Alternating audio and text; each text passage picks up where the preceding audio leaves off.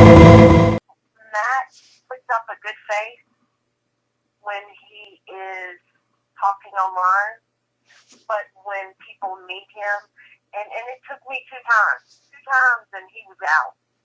He disgusted me. He, like people say, he wants the fast food. He has nothing, and he smokes like, it's a freaking chimney, and the place, and he made me feel, um,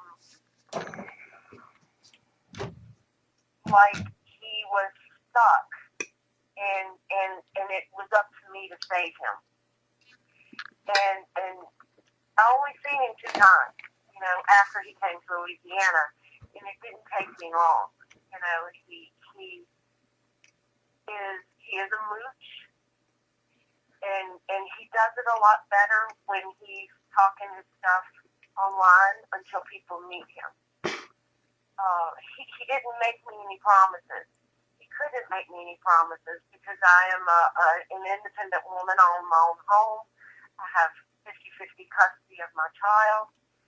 And I gave 50-50 custody because of family rights. I know, I didn't want, to alienate our child from her dad at all because I know I get no child support, I get no alimony, and that's the way I wanted it. And Matt had nothing to empower me with trying to help me. I'm a professional. I've retired from the state. And pretty much after the plane ticket, he probably got $200 from me buying him stuff, and that's being very generous. I caught on to him pretty quick after I met him, but online he talks a good game, and he makes people believe that he's something that he's not. When I met him, there were no pictures of him. He was called something, and I can't even remember. The ghost, yeah, ghost. And only at the last few months of us knowing each other did he disclose his name and identity. He told me a lot of lies about his family, about people that he had met. I feel terrible because I defended that. But that was before I met him. And he did. He pulls a good cover, but he can only do it online. Right. When people meet him, it's ruined. And probably the only way that he stayed in these people's houses was that he was allegedly working on their cases, and he was able to hold that over me. And I can't even hardly say it. I thought I did love Matt, but when I met him, that was it. Maybe it's just the typical online thing. You see somebody on social media, but when they show up, they're totally different. That's what happens. It's hard for me to explain. But he gave me the heebie-jeebies. It wasn't a pleasant experience. For him it was, but not for me. Because I deserted him.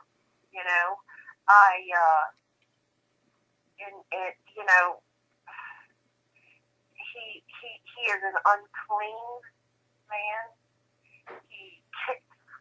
I swear, both times that we were together, he left the freaking room without even brushing his teeth.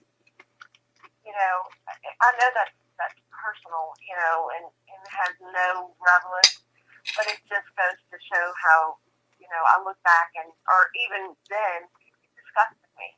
It really did. It disgusted me. And he goes, with these pity things to where people feel sorry for him about his ungodly childhood. He told me that his dad beat him, and he had scars on his back. Heaven forbid, I've worked in the medical field. I'm a social worker for 30 years. Those are not scars. That was acne on his back.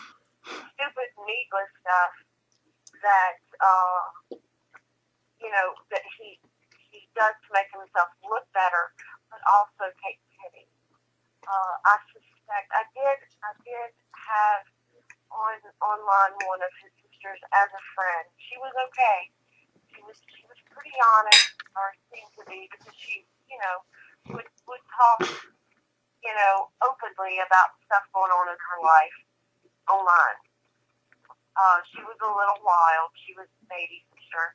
I can't recall her name, but I liked her. I liked her a lot.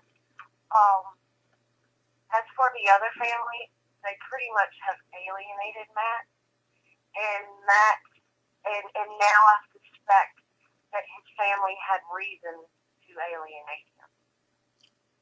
Successful, hardworking people, his brother and his dad.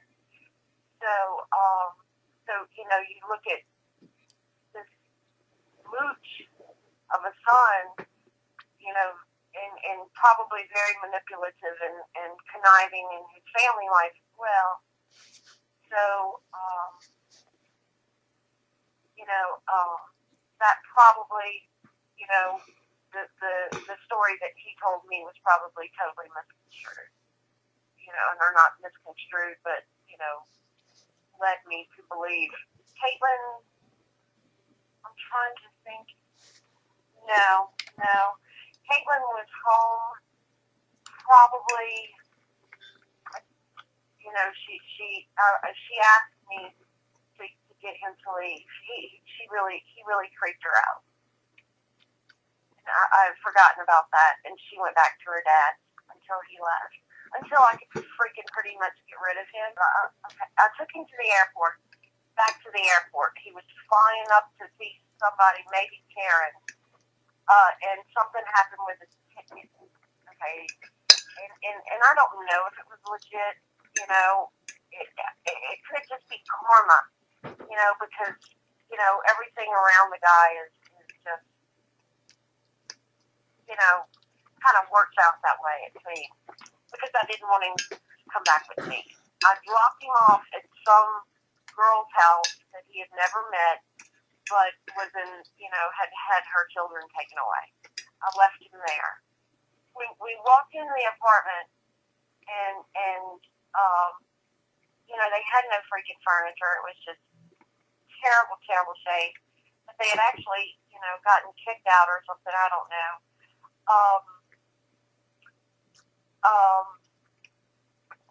The second time I seen him, I went to Slidell, and he was at the same place. He got locked out, and really gave me the bad thing that he got locked out of the apartment, and they all went to Mardi Gras, yada yada, and he wasn't going to be able to get back in. I didn't care. I left him. I don't know.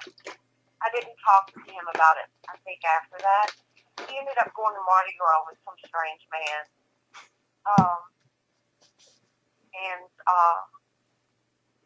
And it was after that I just, said, hey, I'm not interested in pursuing anything with